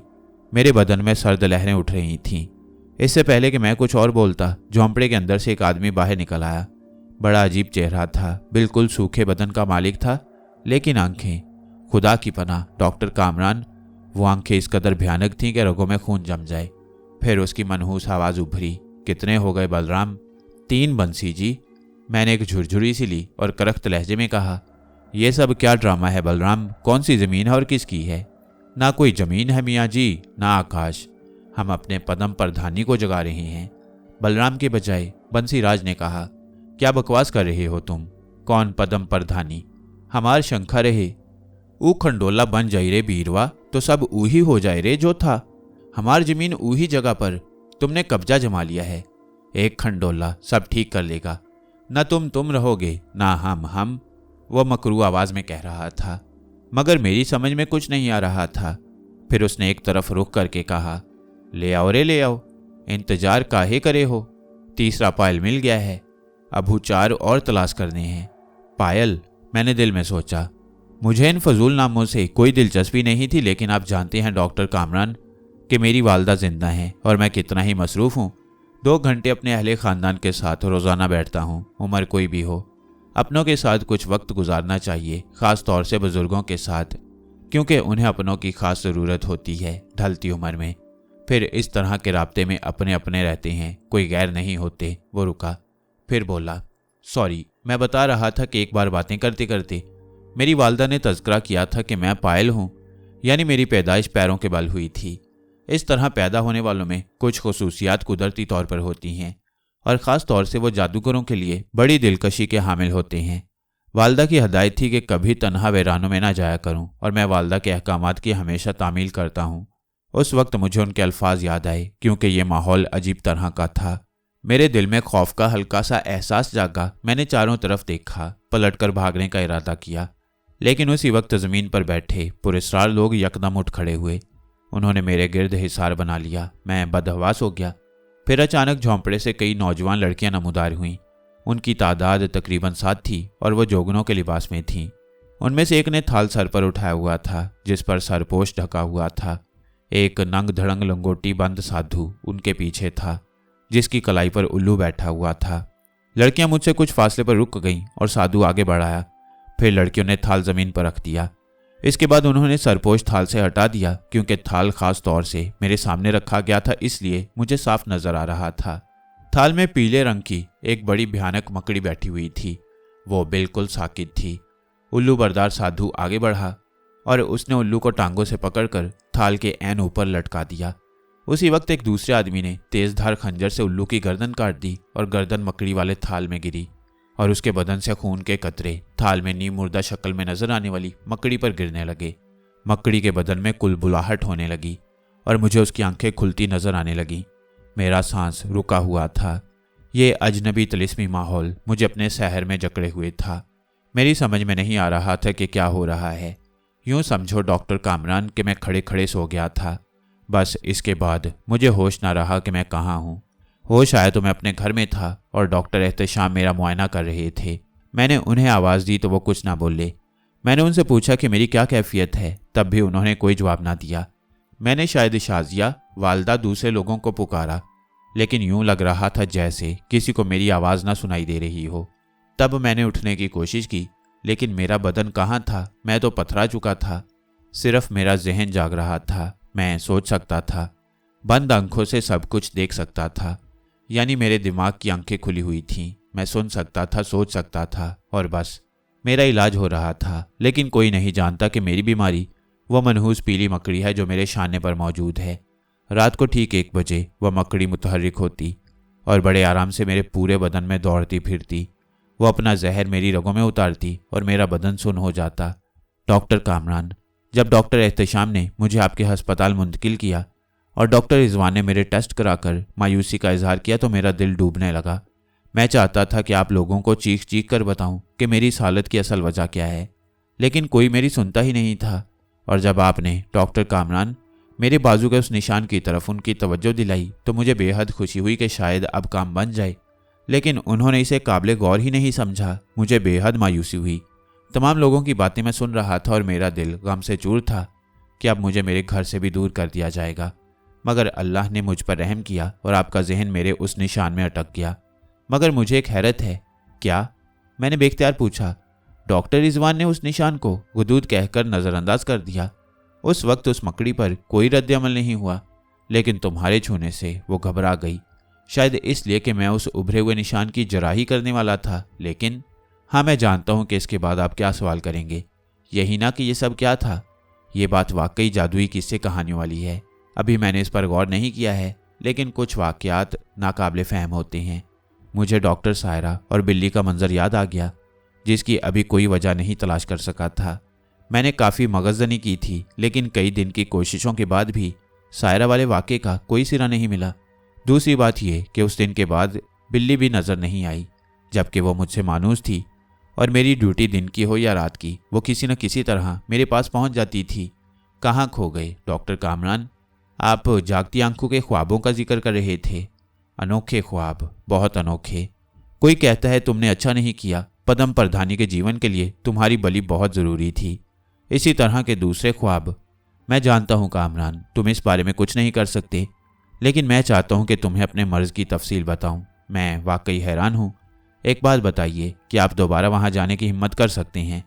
अरे नहीं, आप वहाँ जाने की बात कर रहे हैं। मैं अब दरख्तों की कटाई का काम ख़त्म कर दूंगा और कभी किसी सुनसान जगह का रुख नहीं करूंगा। जावेद इंसानी ने हंसते हुए कहा, जाहिर है जिन मुश्किलात से आपको गुजरना पड़ा है उसके बाद यह एहतियात ज़रूरी है। बस आपसे एक दरख्वास्त है डॉक्टर कामरान, मेरा ख्याल रखना और गाहे गाहे मेरी खबरगिरी करते रहना। बहुत बेहतर, मैंने जवाब दिया। ज़िंदगी में लातादाद ऐसे वाक़यात पेश आती हैं जिनकी तौजीह नहीं हो पाती और अकल उन अक़दों को हल नहीं कर पाती। तब इंसान की फितरी जबिल्लत उसका साथ देती है, यानी वो उन वाक़यात को भूलकर ज़िंदगी के साथ आगे का सफ़र शुरू कर देता है। यह सब कुछ मेरे लिए बहुत अजीब था, ख़ास तौर से जब जावेद इंसानी ने अपने मर्ज़ का पस मंज़र बताया था। तब से मैं और मुतासिर हो गया था। फिर सायरा और बिल्ली का वाकया, जिसका मकड़ी वाले वाक्य से कोई ताल्लुक नहीं था, लेकिन वो बिल्कुल समझ में नहीं आया था। सायरा से अच्छी सलाम दुआ थी, लेकिन मैंने कभी उसे वो सब कुछ नहीं बताया। बताने के बाद जिस तरह मेरी जान खाई जाती, मुझे इसका अच्छी तरह अंदाज़ा था। दूसरी बात यह कि खुद डॉक्टर रिजवान ने मुझसे कभी जावेद अंसारी के बारे में कोई बात नहीं की। वक्त गुजरने लगा और मैं इन ना समझ में आने वाले वाक़यात को भूलता गया। हाँ, कभी कभी जब जावेद अंसारी या उनके किसी बेटे का फ़ोन आ जाता तो मुझे वाक़यात याद आ जाते। फिर एक छुट्टी के दिन जावेद अंसारी का फ़ोन आया। उस वक्त मैं अपने घर वालों के साथ बैठा खुशगपियाँ कर रहा था। जावेद अंसारी से बात करने के बाद मैंने वालदा से, जिनका नाम सुरैया था, पूछा, अम्मी पायल क्या होता है? ओह, तुम्हें इतना भी नहीं मालूम? हालांकि हर तीसरे गाने में पायल या पायलिया का जिक्र होता है। छोटी भाभी भी तर से बोली। नहीं, मैं इंसानी सिफात में जो पायल होती या होता है उसके बारे में पूछ रहा हूँ। हाँ होता है, तुम खुद पायल हो, अम्मी ने जवाब दिया। मुझे याद आया कि अम्मी मेरे पायल होने का जिक्र पहले भी कर चुकी थी। अरे हाँ, वो पायल। हमारे यहाँ एक मुलाजिम रमज़ान है, वो पायल है। मुझे उस वक्त मालूम हुआ जब पड़ोस की एक खातून के बेटे की कमर में तकलीफ़ हो गई और वो अपने बेटे को लेकर रमज़ान के पास आई कि वो उसकी कमर में लात मार दे। ये कोई टोटका होता है कि कोई पायल ऐसे शख्स की कमर में लात मार दे जिसकी चुक चली गई हो, तो वो ठीक हो जाता है। क्यों अम्मी जान, ऐसा होता है ना? नवीदा भाभी ने अपने घर के मुलाजिम के बारे में बताते हुए सवाल किया। हाँ, कदीम रवायात में इन टोटकों की बड़ी अहमियत है, अम्मी ने जवाब दिया। काफ़ी देर तक टूनों टोटकों की बात होती रही और मैं अपने बारे में सोचता रहा कि मैं भी पायल हूँ। जावेद अंसारी की सुनाई हुई कहानी से यह तासुर मिलता था कि उन पुरस्कार लोगों को 7 पायल अफराद की तलाश थी, जिनमें 2 मिल चुके थे। तीसरा जावेद था जो मेरी वजह से बच गया। अभी उन्हें 5 पायल और दरकार थे। कुछ और बातें भी याद आ रही थीं। बकौल जावेद अंसारी के बंसीराज कह रहा था कि उन्हें शंखा जगाना है और ना जाने इसी तरह की क्या क्या बातें। दफअतन सानिया भाभी जोर से चीखीं और सब चौंक पड़े। सानिया भाभी अपनी जगह से उछलकर नवीदा भाभी पर आ गिरी। वो अपने कपड़े झाड़ रही थीं। अरे अरे क्या हुआ? नवीदा भाभी ने खुद भी उछलते हुए कहा। मकड़ा इतना बड़ा था। सानिया भाभी ने घबराए हुए लहजे में कहा, कहाँ है?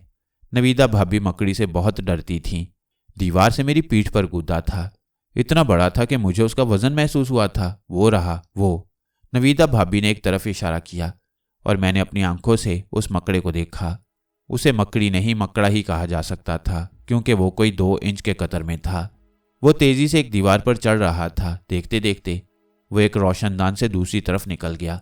उन लोगों के लिए ये कोई खास बात नहीं थी, लेकिन मेरे दिल में एक खलिश सी पैदा हो गई। पता नहीं कैसी मकड़ी थी। गर्ज वक्त गुजरने लगा। ना जाने कितने दिन गुजर गए। अस्पताल की जिंदगी बड़ी मसरूफ होती है। मरीजों में उलझकर इंसान सब कुछ भूल जाता है। मैं भी गुजरे हुए वाकयात भूल चुका था। लेकिन एक दिन मुझे नवीदा भाभी के वालिद अमीरुद्दीन अस्पताल में नजर आए और उन्हें दूर से देखकर मैं उनके पास पहुंच गया। उन्हें सलाम किया तो वो जल्दी से बोले, ओह कामरान बेटे, मैं तुम्हें ही तलाश कर रहा था। खैरियत चाचा जान? हाँ, खैरियत नहीं है। मेरा एक मुलाजिम है रमज़ान, बचपन से मेरे पास है और घर के बच्चों जैसी हैसियत रखता है। खूब तंदुरुस्त था कि अचानक बीमार हो गया, बुखार आ गया था। कोई ख़ास बात ना समझी गई, लेकिन फिर अचानक उस पर बेहोशी तारी हो गई। डॉक्टर को दिखाया, वो दवा दारू देकर चले गए, लेकिन वो होश में नहीं आया। बड़ी परेशानी लाहिक हो गई। जब कोई 2 हफ्ते तक उसे होश ना आया तो मैंने अपने फैमिली डॉक्टर की हदायत के मुताबिक उसे सरकारी अस्पताल में दाखिल करा दिया, क्योंकि घर पर उसकी ठीक निगहदाश्त, फीड और यूरिन वगैरह नहीं हो रही थी। अस्पताल में जाकर भी उसे कोई अफाका नहीं हुआ। उसका रंग हल्दी की तरह जर्द हो गया है। डॉक्टर कह रहे हैं कि उसके मर्ज की कोई तशखीस ही नहीं हो पा रही। उसके खून के टेस्ट किए गए तो पता चला कि उसमें एक नामालूम जहर गर्दिश कर रहा है और खून बिल्कुल पीला हो गया है, जबकि उसमें हेपाटाइटिस के असरात बिल्कुल नहीं। बस डॉक्टर के बारे में क्या कहूँ। गरीब बच्चा समझकर उन्होंने उसे तख्ता मश्क बना लिया और उसी पर तजुर्बात करने लगे। पिछले दिन नवीदा घर आई तो उसने मशवरा दिया कि उसे यहाँ मुंतकिल कर दूँ। हम लोग उसे यहाँ लेकर आए हैं। उसके लिए कमरा नहीं मिल रहा, अब तुम्हें उसकी देखभाल करनी है। बेहतर है चाचा जान, आप फिक्र न करें, मैंने कहा। कहाँ है वो? एमरजेंसी में है, अमीरुद्दीन ने बताया और मैं उनके साथ चल पड़ा। एमरजेंसी में? मैंने मुलाजिम रमज़ान को देखा। एक निगाह में अंदाज़ा हो गया कि उसकी कैफियत 100% जावेद अंसारी जैसी है। दिल को धक्का सा लगा। कुछ बातें याद आई थीं। उस दिन जब बातें हो रही थी तो रमज़ान का जिक्र आया था और नवीदा भाभी ने बताया था कि वो पायल है और पायल की खुसूसियात भी बताई थी। फिर एक मकड़ा नवीदा भाभी की पुश्त पर कूदा था और मैंने खुद उसे दीवार पर चढ़कर रोशनदान से बाहर जाते देखा था। इंसानी जहन आसानी से शैतान के शिकंजे में आ जाता है। मुझे भी एक तलिस्माती एहसास हुआ। ये सब शैतानी चक्कर ही लगा। फिर बदन में एक सर्द लहर कहती हुई गुजरी कि मैं भी तो पायल हूँ। मेरा ख्याल है तुमसे बेहतर इसकी निगहदाश्त और कोई नहीं कर सकता। मैं कोई बहुत बड़ा इकदाम तो नहीं कर सकता, लेकिन फिर भी इसके लिए अगर अखराजात हुए तो करूँगा। बचपन से मेरे पास पला बढ़ा है, हमारे सिवा इसका कोई नहीं है। बेटे, इंसानियत का तकाजा भी यही है कि इस जवान बच्चे को इस तरह तनहा ना छोड़ूं। अमीरुद्दीन साहब ने गुलूगीर आवाज़ में कहा और मैं ख्यालात से निकल आया। आप फिक्र न करें, मुझसे जो कुछ हो सका ज़रूर करूँगा। सबसे पहले मैंने रमज़ान के लिए कमरे का इंतज़ाम किया। उस केस के इंचार्ज डॉक्टर एहसान इलाही थे। उनसे राब्ते करके दरख्वास्त की कि इस मरीज़ पर पूरी तवज्जो दें। आप जिस तरह चाहें इस पर काम करें, मैं आपको इजाज़त देता हूँ, डॉक्टर एहसान ने कहा। चुनाचे मैं मसरूफ़ हो गया। मैंने उसके सारे टेस्ट कराए। रिपोर्ट यही मिली कि किसी नामालूम वजह की बिना पर उसके खून में शदीद जहरीले अज्जा शामिल हो गए हैं और वो अब खालिस खून नहीं रहा। मेरे ख्याल की तस्दीक हो गई थी। चुनाचे अब मैं उसके बदन का जायज़ा लेने के लिए बेचैन हो गया। नवीदा भाभी की कोठी का एक और मुलाजिम जुम्मा रमज़ान के साथ अस्पताल में रहता था। उस दिन अस्पताल का माहौल कुछ सुनसान था। मैंने मौका पाकर जुम्मा को एक काम देकर बाहर भेज दिया और कमरे का दरवाज़ा बंद करके जल्दी से अपने काम का आगाज़ कर दिया। मैंने पहले उसके शाने का जायज़ा लिया। वहाँ कुछ ना पाकर उसके बदन को बेलिबास करके एक एक उज़्व का जायज़ा लिया, लेकिन कहीं भी गोश्त के उभरे होने और उसके नीचे छुपी मकड़ी का निशान नहीं मिला। मायूस होकर मैंने उसका लिबास दुरुस्त किया और दरवाज़ा खोलने के लिए आगे बढ़ा। उसी वक्त मुझे एक मकरू हंसी की आवाज़ सुनाई दी। कोई इस्तेहज़ाइया अंदाज में हंसा था। मैं बेख्तियार पलटा। कमरे में बेसुध पड़े रमज़ान के सिवा कोई नहीं था। वो कौमे में था और उसके चेहरे पर हंसी का कोई तासुर नहीं था। फिर कौन हंसा था कुछ पता नहीं चल सका। मैंने आगे बढ़कर दरवाज़ा खोल दिया। दूसरे दिन ड्यूटी पर आया तो रमज़ान मर चुका था। मुझे शदीद अफसोस हुआ, लेकिन डॉक्टर किसी की ज़िंदगी तो नहीं बचा सकते। अमीरुद्दीन बहुत अफसरदा थे। मुझे ना जाने क्यों यकीन था कि उस दिन रमज़ान के बारे में जो बातें हो रही थीं और उसके पायल होने की जो निशानदेही हुई थी और वहाँ एक मकड़ी मौजूद थी, रमज़ान की मौत का उससे गहरा ताल्लुक था। लेकिन ये मकड़ी, आखिर किसी मकड़ी का इन वाक़यात से क्या ताल्लुक हो सकता है? मकड़ी तो बस मकड़ी हो सकती है। अगर जावेद अंसारी के शाने पर उभरे हुए गोश्त से वह मकड़ी बरामद ना होती तो मेरे जहन में कभी ऐसा कोई तसव्वुर ना उभरता। फिर इस ख्याल ने मुझे इन वाक़यात से मुंसलिक रखा कि मैं भी पायल हूँ। मेरे दिल में ख्वाहिश शिद्दत से पैदा हो गई कि मैं किसी ऐसी शख्सियत से मुलाकात करूं जो रूहानियत से ताल्लुक़ रखती हो और इन पुरस्कार वाक़यात के बारे में मेरी रहनुमाई करे। मगर ऐसा कौन हो सकता था? जावेद अंसारी और उनके अहले खाना मुझसे बहुत मुतासिर थे और अक्सर उनके फ़ोन आते रहते। उन्होंने कई बार मेरे घर वालों को अपने घर मदऊ भी किया था, लेकिन हम नहीं जा सके थे। फिर एक दिन जावेद अंसारी अपने अहले खाना के साथ खुद ही आ गए। आप लोग तो आएंगे नहीं हमारे घर। मैंने सोचा हम ही बिन बुलाए पहुंच जाएं। आपने बहुत अच्छा किया, मुझे बेहद खुशी हुई। मैंने अम्मी और भाभियों से उन लोगों का तारुफ कराते हुए कहा, मैंने आपके अस्पताल से आपके ड्यूटी टाइम के बारे में मालूम करने के बाद यह छापा मारा है। मुझे पता है कि आज आपकी ड्यूटी 11 बजे से है। जावेद अंसारी ने शरारती लहजे में कहा। आप मुझे हुक्म देते मैं छुट्टी कर लेता। मैं मुस्कुरा कर बोला। घर के लोग उन लोगों से मिलकर बहुत खुश हुए। बड़ी अच्छी कंपनी रही। मुझे गुजरे वाक़यात याद आ गए। मैंने जावेद अंसारी से कहा, आपने मुझे बताया था कि आप दोबारा कभी वीरानों का रुख नहीं करेंगे, इसलिए मैं ये तो नहीं कह सकता कि आप दोबारा उस तरफ गए होंगे, लेकिन वहाँ के बारे में और कोई बात तो नहीं मालूम हुई? तौबा करो जी, उधर के तसव्वुर पर भी लानत। जावेद अंसारी ने कहा, आपका वो मुलाजिम जो आपको धोखा देकर वहाँ ले गया था, दोबारा उसका निशान भी नहीं मिला। आपका वो प्रोजेक्ट पूरा हो गया। मैंने उसे एक दूसरी पार्टी के हाथ औने पौने फरोख्त कर दिया। कौन सी जगह थी वो जहाँ बलराम आपको ले गया था? ज़रा मुझे उसकी लोकेशन बताइए, मैंने कहा। जावेद अंसारी उस जगह के बारे में तफसील से बताने लगे। फिर चौंक कर बोले, क्यों, खैरियत? बस ऐसे ही, बड़ी अजीब कहानी थी, मैंने कहा। वाकई उस वक्त मैंने यूं ही बेमकसद उस जगह के बारे में पूछ लिया था, लेकिन दूसरे दिन अचानक मेरे दिल में ख्याल पैदा हुआ कि उस अनोखी जगह को ज़रा देखा जाए। हालांकि मेरे दिल में खौफ था इस ख्याल से कि मैं पायल हूँ। कहीं मुझे कोई नुकसान ना पहुंच जाए, लेकिन बस वो ख्याल जहन में बैठ गया। रात की ड्यूटी थी, दिन को फुर्सत थी, चुनाचे मैंने वहां जाने का हतमी फैसला कर लिया। सुबह घर पहुंचा, 2-3 घंटे आराम किया, फिर मतलूबा जगह चल पड़ा। चौखंडी से गुजरकर मैं स्टील मिल के मुखालिफ सिमत चलकर आखिरकार उस वीरान इलाके में पहुंच गया जहां के बारे में जावेद इंसारी ने बताया। एक निगाह में ही अंदाजा हो गया कि वो बेहद भयानक जगह है।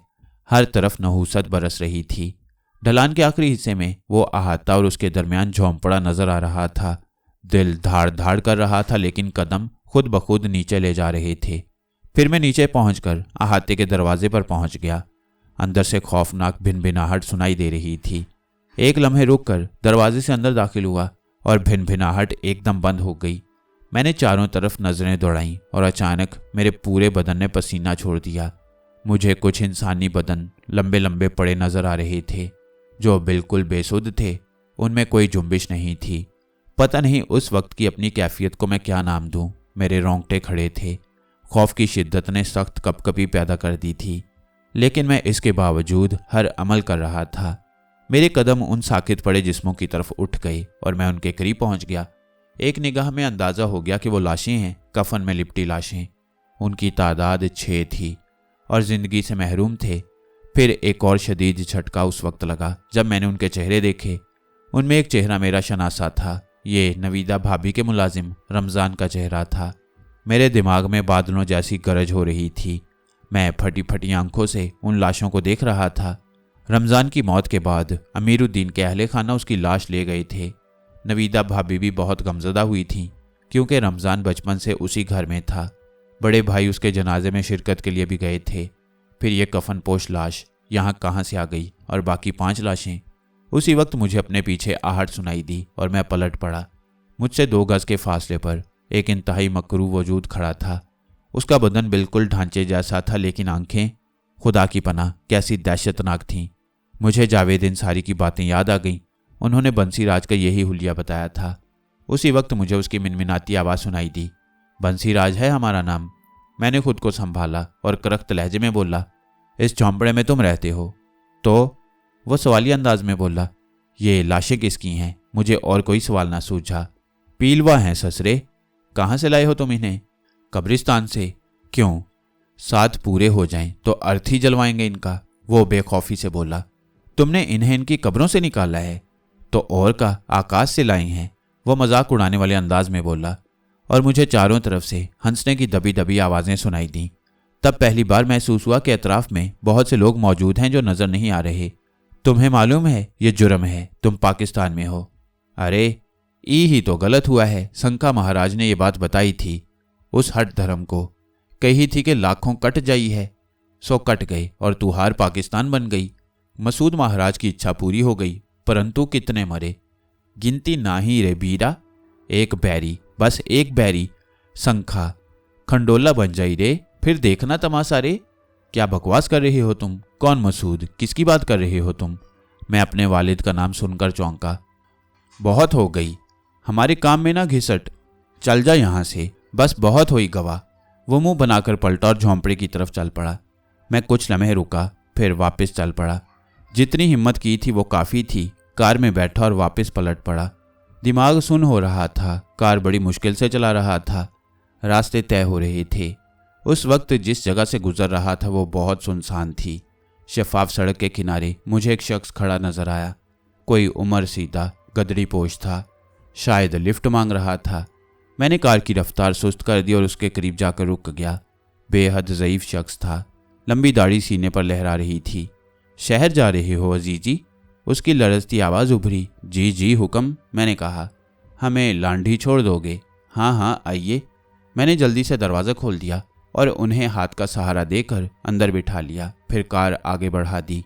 लांढी कौन से नंबर जाएंगे? मैंने पूछा। 4.5 नंबर। वहाँ मस्जिद नूर है, हम उसी मस्जिद में रहते हैं। अच्छा, मैंने कहा। मान, मेरे दिल में ख्याल आया कि ये बुज़ुर्ग हैं, उम्र रसीदा हैं। मैंने पहले सोचा था कि कोई ऐसा साहिब इल्म मुझे मिले जो इन पुरस्कार वाक़यात की अक़दा कुशाई कर सके। इनसे तज़किरा करूं, शायद ये कुछ रहनुमाई कर सकें। इस ख्याल से मैंने कहा, आप यहाँ इस सुनसान सड़क पर क्या कर रहे थे मोहतरम? इस वक्त तो यहाँ कोई सवारी भी नहीं मिलती। तुम मिल तो गए? बुजुर्ग की आवाज़ में खुशी थी। फिर उन्होंने कहा, एक बूटी की तलाश में आया था, एक ज़रूरतमंद के लिए दवा बनानी थी। आ तो गया मगर वापसी के लिए कोई सवारी नहीं मिली। तब तुमको भेज दिया अल्लाह ताला ने। आप हकीम हैं, बहुत बड़ा नाम लिया है तुमने। साहिब हिकमत तो ज़ाते मुअज़्ज़म है। मुझ हकीर को इतना बड़ा नाम ना दो। एक मुश्किल है मेरी, जिसके लिए मुझे किसी साहिब इल्म की तलाश थी। अगर आप मुझे कुछ वक्त दें तो मेरी खुशनसीबी होगी। हाँ हाँ, क्यों नहीं।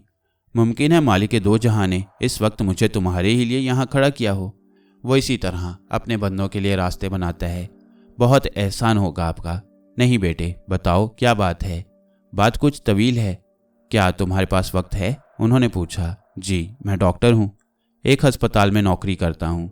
रात को 11 बजे मेरी ड्यूटी शुरू हो जाती है, इसलिए मुझे फुर्सत है, बशर्ते कि आपके पास वक्त हो। अल्लाह के घर में रहते हैं जैसा हमने बताया है। घर के सामने हाजी मुनीर का चाय खाना है, बड़ी अच्छी होती है उसकी चाय। चुनाचे हमारी तरफ से चाय की दावत कबूल करो, वहीं बैठकर बातें करेंगे। लांढी के एक गुंजान गोशे में मस्जिद नूर के सामने झोंपड़ा होटल की बेंचों में से एक बेंच मुंतखब करके मैं अहमद अली के साथ बैठ गया। यहाँ हर शख्स उनका एहतराम करता था, जिसका अंदाज़ा उनके होटल में कदम रखते ही हो गया। चाय वाकई बहुत लजीज थी।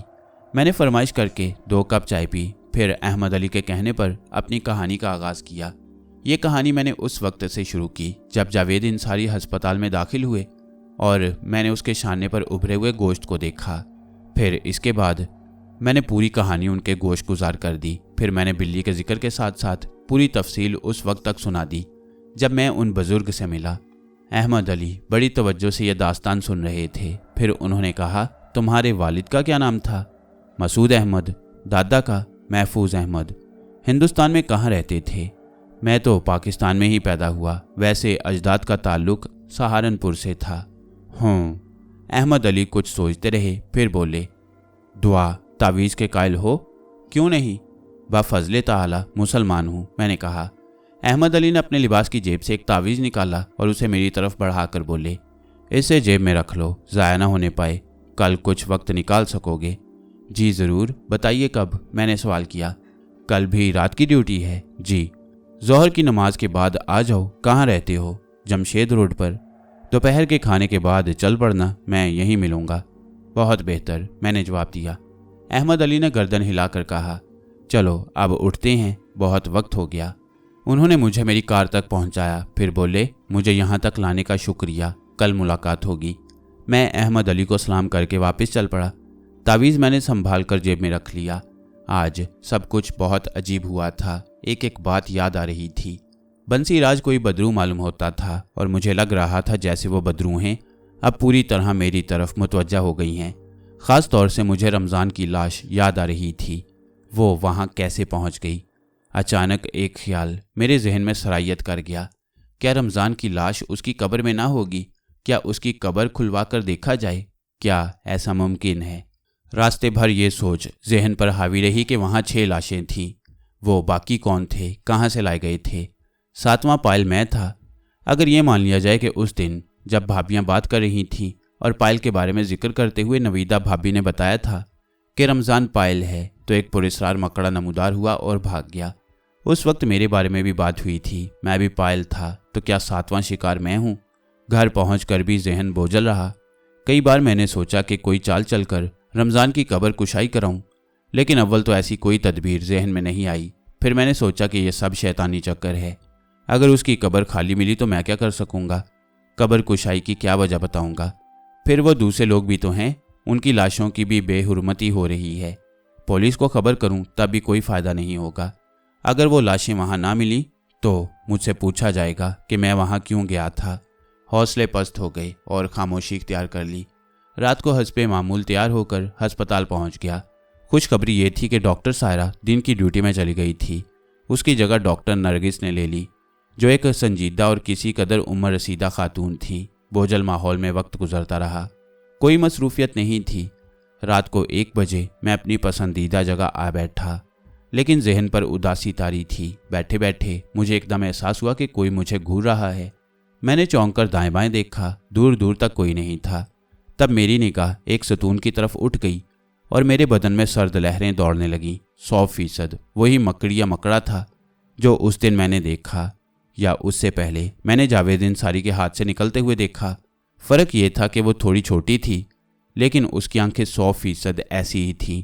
उन आंखों ने मुझे घूर कर देखा था और ऐसी आवाज़ उभरी थी जैसे किसी कैमरे से तस्वीर खींची गई हो। उस वक्त भी उस मकड़े की आंखें मुझे घूर रही थीं। तभी मुझे यह एहसास हुआ कि कोई मुझे घूर रहा है। मुझे शदीद खौफ का एहसास हुआ। क्या ये मकड़ा अब मुझ पर हमलावर होने वाला है, क्योंकि मैं भी पायल हूँ? मुझे एकदम वो तावीज़ याद आया जो अहमद अली ने मुझे दिया था, लेकिन ये याद करके मैं सख्त नर्वस हो गया कि तावीज़ मैं दूसरे लिबास की जेब में छुड़ाया था। मुझे वो निकालना याद नहीं रहा। तभी मेरे कानों में एक बारीक नामानूस आवाज़ उभरी, भोरिया चरण है हमार नाम बच्चे। तुहार पिताजी से हमारी बड़ी लाग डांट थी। साफ लग रहा था कि यह आवाज़ मकड़े के मुंह से निकल रही है। कही थी हमने मसूद से, हजारन बार मनोई की मौत का कारण न बने, पर ना मानना एक संखा मरे तो उसके साथ कई मरे हैं। अरे हमरे तो 3 जन्म रहे, पर ऊ बेचारे मारे गए, ऊ ना ही वापिस आए संसार माँ। पर हम आई गवे बिटवा, एक ताऊ की कसर रहे, पर तुझे मारना नहीं है। जो काम तेरे पिता ने ना किया वह तू करेगा तो हमें खंडोला बनाएगा रे। आवाज़ बिल्कुल साफ आ रही थी, मगर इसका मतलब मेरी समझ में बिल्कुल नहीं आ रहा था। और फिर जवाब भी मैं क्या देता। वो कह रहा था, सौगंध भवानी मैया की वो इनाम देंगे तू है संसार में कि तू जीवन भर याद रखेगा। सुन, हमसे झगड़ा न कर, ठंडे मन से हमारे काम कर। हम पहले तेरा नाम बड़ा करेंगे, फिर तू हमार काम करना। उसी वक्त दूर से 2 नर्सें आती नजर आईं तो आवाज़ उभरी, जल्दी नहीं है हमें, सोच ले आराम से, फ़ायदे ही फ़ायदे हैं। हम चलते हैं, तू अपना काम कर। ये कहकर मकड़ा तेजी से ऊपरी छत की तरफ गया, फिर छत पर पहुंचकर गुम हो गया। मैं दम बखुद था। कैसी फजूल बातें सुनी थी मेरे कानों ने। अल्फाज नामानूस थे, लेकिन गौर करने से समझ में आते थे। दोनों नर्सें मेरे पास से गुजर गईं। वह दूसरी सिमत मरीज के कमरों की तरफ जा रही थीं। मेरा जहन शदीद उलझन का शिकार हो गया। अब बखूबी अंदाज़ा हो गया था कि मैं कुछ गैर मामूली कुव्वतों का शिकार हो गया हूँ, और वो कुव्वतें नाकाबिले फ़हम हैं। अब तक बड़ी पुरसुकून ज़िंदगी गुजारी थी। वालिद साहब कारोबार करते थे और बड़ी खुशहाली थी। ये कारोबार चचा महमूद की शराकत में था। फूफी शमसा, मामू इकराम, दादा रियाज जो मेरे वालिद मसूद अहमद के मामू थे। एक भरा परा ख़ानदान था जो ज़्यादा फासलों पर नहीं था। सब एक दूसरे से मिलते जुलते थे। वालिद साहब किसी कदर दरवेश मनुष्य थे। कभी कभी घर में हिंदुस्तान का तज़किरा होता जो मेरे लिए गैर दिलचस्प था, और मैंने इन बातों को कभी गौर से नहीं सुना। बड़े दोनों भाई शादीशुदा थे। फिर वालिद साहब का इंतकाल हो गया। मैं अपनी तालीम में मगन रहता, और अब मुझे ज़िंदगी की वो डगर मिल गई जिसके लिए मैंने मेहनत की थी। मगर ये सब कुछ, क्या मैंने उस मकड़ी के मामले को छेड़कर गलती की थी? लेकिन वो तो मेरा कारनामा था। डॉक्टर रिजवान ने जिस चीज़ को मामूली समझकर नज़रअंदाज कर दिया, मैंने उस पर तवज्जो देकर जावेद अंसारी को अल्लाह के फजल से नई ज़िंदगी दी थी। ये मेरा फ़र्ज़ था जिसे मुझे ज़िंदगी भर सरअंजाम देना था। फिर इसे गलती क्यों कहा जाए? दिल अजीब से अंदाज में धड़क रहा था। एक बेचैनी से पैदा हो गई थी। कोई ऐसा नहीं था जिसे हमराज बनाऊं और उसे कहूं कि मुझे इन मामलात से रूशनास कराए, मुझे सही रास्ता दिखाए। उसी वक्त रोशनी की एक किरण चमकी। अहमद अली, उन्होंने मुझे कल बुलाया था। इसके साथ ही मुझे उनका दिया हुआ तावीज़ याद आ गया। बड़ी गलती हो गई। अब मुझे वो तावीज़ हमेशा अपने पास रखना होगा। रात गुजर गई। दूसरे दिन मामूलात से फरागत पाकर मैंने अहमद अली के पास जाने की तैयारी शुरू कर दी। छोटी भाभी ने मेरी तैयारी पर मुझे छेड़ते हुए कहा, आखिरकार ऊंट पहाड़ तले आ ही गया। मुझसे कुछ फरमाया आपने? मैंने कहा। ये उड़ी उड़ी सी रंगत, ये खुले खुले से गेसू, वो शरारत से बोली। माशाल्लाह, आजकल उर्दू अदब का मुतालिया हो रहा है। शायद इस तरह के मुहावरे उर्दू अदब में ही मिलते हैं। वैसे मुझे भी शाजिया बहुत पसंद है। जी? मैंने कान पर हाथ रखकर कहा। ख़ास तौर से मुझे रोज़ाना फ़ोन करती है। भाभी ने अपनी हाँकते हुए कहा। शाजिया? मैंने गहरी सांस लेकर कहा। जावेद अंसारी की साहिबजादी। अल्लाह अकबर, क्या शान बेनियाजी है। प्यारी भाभी, बल्कि बहुत प्यारी भाभी। झूठ बोलूं तो मेरे दिलो दिमाग के किसी मफलूज गोशे में भी ऐसा कोई अहमकाना ख्याल नहीं है। अरे वाकई? फिर ये मामूलात में गैर मामूली तब्दीलियाँ कैसी हैं? बस मैं इसी दुनिया का एक बासी हूँ। 50 काम होते हैं, मैंने जवाब दिया और भाभी का मुंह लटक गया। तौबा तौबा, सारा मजाक किरकिरा कर दिया। वो बोली और मैं गहरी सांस लेकर अपने कामों में मसरूफ हो गया। मुझ पर जो बीत रही थी घर में किसी को बता भी नहीं सकता था। आखिरकार तैयार होकर लांढी चल पड़ा। रास्ते में ना जाने क्या क्या सोचें दामनगीर हो रही थीं। तवील सफ़र ख़त्म हो गया और मैं मंजिल पर पहुंच गया। अहमद अली चाय खाने के एक गोशे में नजर आए। उस वक्त चाय खाना तकरीबन खाली पड़ा हुआ था। मैंने उनके पास पहुंचकर सलाम किया और सामने बेंच पर बैठ गया। चाय मंगवा लेते हैं, वो बोले। जी, मैंने कहा और अहमद अली ने चाय के लिए कह दिया। हमने चाय के दौरान में इस मौजू पर कोई बात नहीं की। बस अहमद अली ने मेरे घर के लोगों की खैरियत पूछी। चाय ख़त्म हुई तो वो बोले, मैंने तुम्हारे मसले पर खूब गौर किया है अजीज़ी। मैं कोई आलिम नहीं हूँ, बस यूँ समझो एक दीनी तालिब-इल्म हूँ और इल्म की तलब कायनात के आखिरी दिन तक ख़त्म नहीं होगी, क्योंकि मालिक कायनात की कायनात बहुत वसी है और उम्र मुख्तसर। जो कुछ तुम्हारे इंकशाफात से मेरे इल्म में आया है वो ये है कि तुम्हारे साथ पेश आने वाले वाक़यात आर्ज़िया इत्तफ़ाक़िया नहीं हैं, बल्कि इनके डांडे बहुत पीछे से मिलते हैं। मेरी बात समझ रहे हो ना? जी। तुम्हारे वालिद का नाम मसूद अहमद है ना? जी। बुज़ुर्गों में कोई हयात है? जी, मेरे चचा महमूद अहमद हैं। वालिद साहब के मामू रियाज अहमद हैं। मेरी वालदा, फूफी सब मौजूद हैं। माशाअल्लाह काफ़ी ज़ईफ़ हो गए होंगे। ये वो लोग हैं जो सन 47 से कबल हिंदुस्तान में आबाद होंगे? जी बिल्कुल। माजी की बातें दोहराते होंगे? हाँ, जब सब इकट्ठा हो जाते हैं तब। कोई ऐसा वाक़या जो तुम्हें अजीब लगा हो? जो लोग हिंदुस्तान से हिजरत करके आए थे वो तकरीबन अब दुनिया से जा चुके हैं। जो हयात हैं उनके लिए वो भयानक माजी आज भी खौफनाक यादों से भरा हुआ है, इसलिए वो दोहराने से गुरेज करती हैं। मैंने उनसे कोई अजीब बात नहीं सुनी। और कोई ऐसी बात जो तुम्हारे लिए हैरतनाक हो? शदीद, मैंने कहा। क्या मतलब? गुजरी रात मेरे साथ मजीद वाक़यात पेश आए हैं, मैंने कहा। क्या? अहमद अली चौंक पड़ा और मैंने उन्हें मकड़ी और उसके मुंह से निकलने वाले हर लफ्ज़ के बारे में पूरी तफसील बता दी। अहमद अली के चेहरे पर तशवीश के आसार फैल गए। कुछ देर खामोश रहने के बाद उन्होंने कहा, भोरिया चरण, शंखा, खंडोला। ओ मेरे मालिक, हमारी हिफाजत फरमा। ये नाम कैसे हैं मोहतरम? ना जानने वालों के लिए बेमायनी लेकिन इस कदर भयानक कि अल ईमान, अल हफीज़। मिल्लत इस्लामी सिर्फ दुश्मन सियासत का शिकार ही नहीं है बल्कि दीन के दुश्मन भी। आज तक इस्लाम के खिलाफ साजिशों में मसरूफ़ हैं। एक खंडोला मिल्लत इस्लाम के लिए एटम बम से ज़्यादा खौफनाक है। तुम्हारे पास एक तावीज़ है? जी। उस वक्त वो तावीज़ तुम्हारे पास था जब वो मलून मकड़ा तुमसे महवे गुफ्तगू था? जी नहीं, मैंने शर्मिंदगी से कहा। क्या मतलब? मैं उसे घर भूल गया था। उसने कहा था कि तुम्हारे वालिद से उसकी लाग डांट थी और जो काम उन्होंने नहीं किया वो तुम करोगे। जी, उसने यही कहा था। उसने तुम्हें लालच भी दिया था? जी। बड़ी तशवीश की बात है। मैं तुम्हें एक नसीहत करता हूँ बेटे, जिस कदर भी मुश्किलात पेश आएँ अल्लाह वालों को मत भूलना, उनसे रहनुमाई की दरख्वास्त करना। ये भोरिया चरण, पद्मा, शंखा, खंडोला आखिर क्या बला हैं? ये काले जादू के मुख्तलिफ मदारिज हैं। इन मदारिज में साहिराना बल्कि यूँ कहना चाहिए कि शैतानी कुव्वतों की कार फरमाई है। अगर वो कहता है कि खंडोला बनकर वो ज़बरदस्त कुव्वत हासिल करेगा तो उसमें कुछ फ़ीसद हकीकत है, क्योंकि काले जादू के शिकार बेशुमार अफराद नजर आती हैं। लेकिन क्या कोई काले जादू का माहिर दूसरा जन्म ले सकता है? हरगिज़ नहीं। हमारे मज़हब में इस तरह का कोई तसव्वुर नहीं है। हम सिर्फ रोज़े क़यामत नई ज़िंदगी का अकीदा रखते हैं। अलबत्ता शैतानी कुव्वतों का शैतान का सहारा हासिल है। शंखा और खंडोला वगैरह जादू के ज़ोर से मुमकिन है आर्जी तौर पर तवील ज़िंदगी हासिल कर लेते हों और मसनूई मौत के बाद दोबारा अपने मकरू अमल जारी रखने के काबिल हो जाते हों। असल में रूह के पुजारी हिंदू मत के पैरोकार हैं।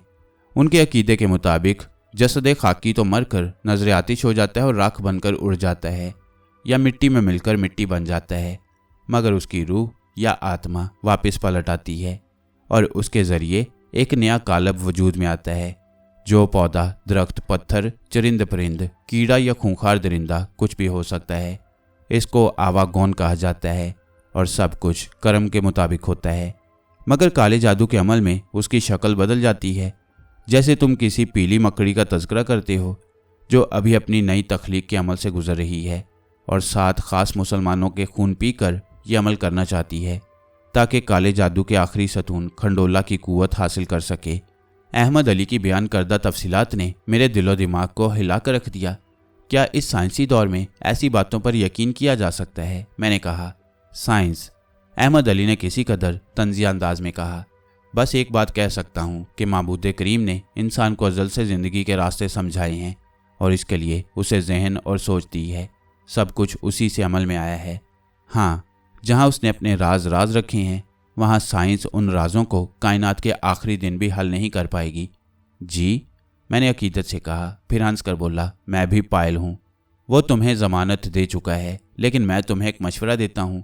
वो तावीज़ एक बुज़ुर्ग का अतिया करता है जो उन्होंने मेरे तहफ़्फ़ुज़ के लिए दिया था, उसे एहतियात से रखना। जी, मैंने कहा।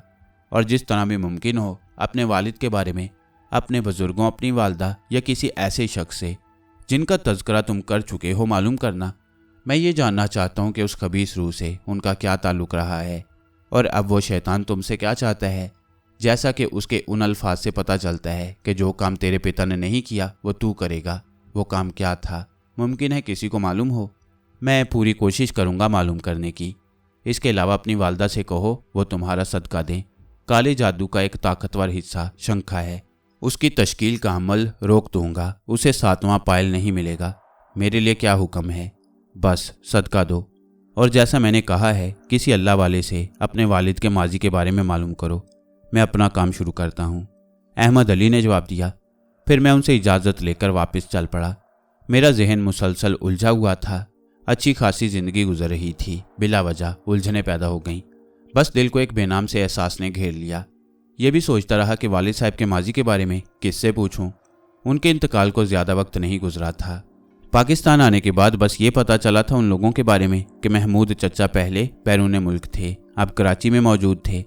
तकसीम के वक्त हमारे पूरे ख़ानदान को उन्होंने संभाल लिया था और किसी तकलीफ़ का शिकार न होने दिया। बस इसके बाद वालिद साहब ने चचा के कारोबार को संभाल लिया और हमने पुरऐश ज़िंदगी गुजारी। वालिद साहब का माजी क्या था ये कभी मेरे सामने नहीं आया। वालदा साहिबा अल्लाह मियाँ की गाय थी, बेहद कामगो, सिर्फ ज़रूरत की बात करती थीं। दोनों भाभियाँ नेक फितरत की मालिक थीं, खुशगो, खुश मिजाज। उन्हें किसी उलझन में गिरफ्तार नहीं किया जा सकता था।